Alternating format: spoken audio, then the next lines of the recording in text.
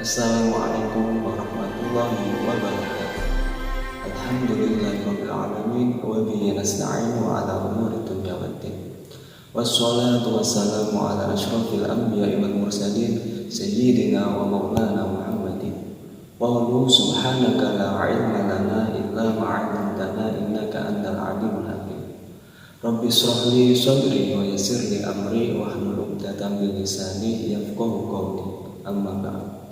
Perkenalkan, nama saya Muhammad Faiz Umar, mahasiswa Ekonomi dan Bisnis Islam IAIN Salatiga. Di sini saya akan memberikan sedikit wawasan tentang tarif dan kuota impor perdagangan internasional. Perdagangan internasional adalah kerjasama perdagangan antara dua belah pihak negara sesuai dengan perjanjian-perjanjian yang telah disepakati antara dua negara. Teman-teman pasti pernah memakai barang-barang seperti tas, kosmetik, kendaraan, makanan ataupun minuman, ataupun yang lain-lain, tanpa disadari bahwa produk-produk itu merupakan produk dari negara lain. Nah, hal itu bisa terjadi karena adanya perdagangan internasional.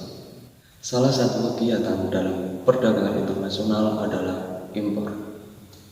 Impor merupakan suatu kegiatan transportasi barang ataupun komoditas dari negara ke negara lain.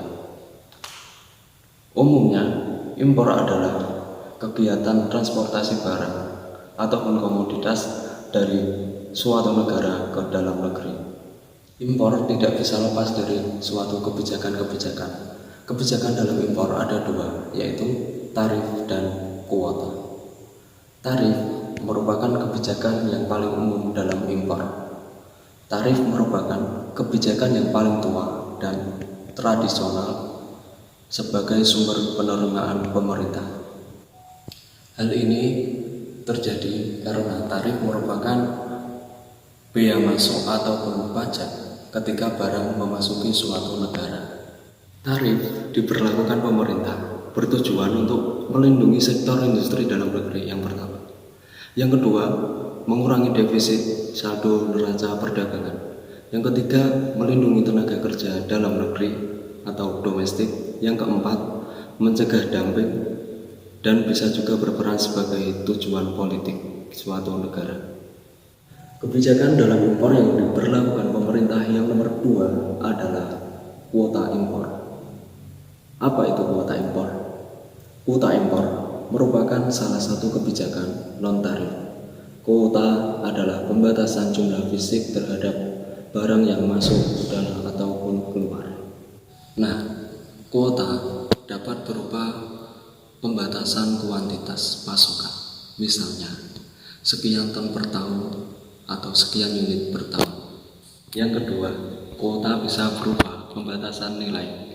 Misalnya, impor produk suatu negara tidak boleh lebih dari sekian juta dolar per tahun.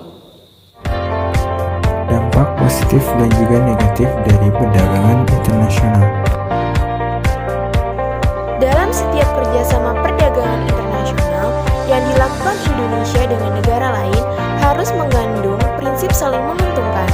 Beberapa dampak positif perdagangan internasional terutama bagi perekonomian Indonesia diantaranya: yang pertama, mendorong dan mempercepat pertumbuhan ekonomi.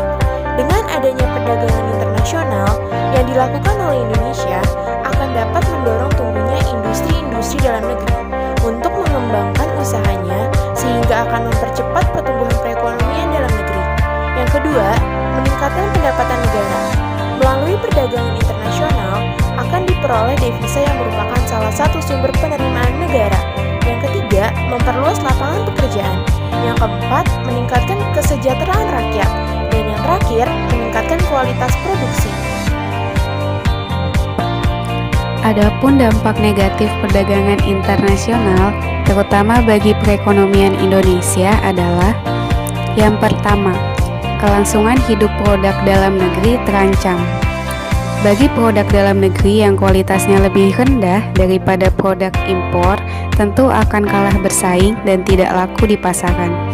Yang kedua, menyempitnya pasar produk dalam negeri Dengan masuknya produk luar negeri ke dalam negeri, tentu akan mengurangi pasar di dalam negeri. Yang ketiga, hancurnya industri dalam negeri. Bagi industri kecil yang kemampuan modalnya kecil dan daya saingnya rendah, sudah pasti akan kalah saing dengan pengusaha asing. Itulah tadi sedikit wawasan yang dapat saya sampaikan. Apabila banyak kesalahan, saya meminta maaf yang sebesar-besarnya. Wallahu muwaffiq ila aqwamit thoriq. Wassalamualaikum warahmatullahi wabarakatuh.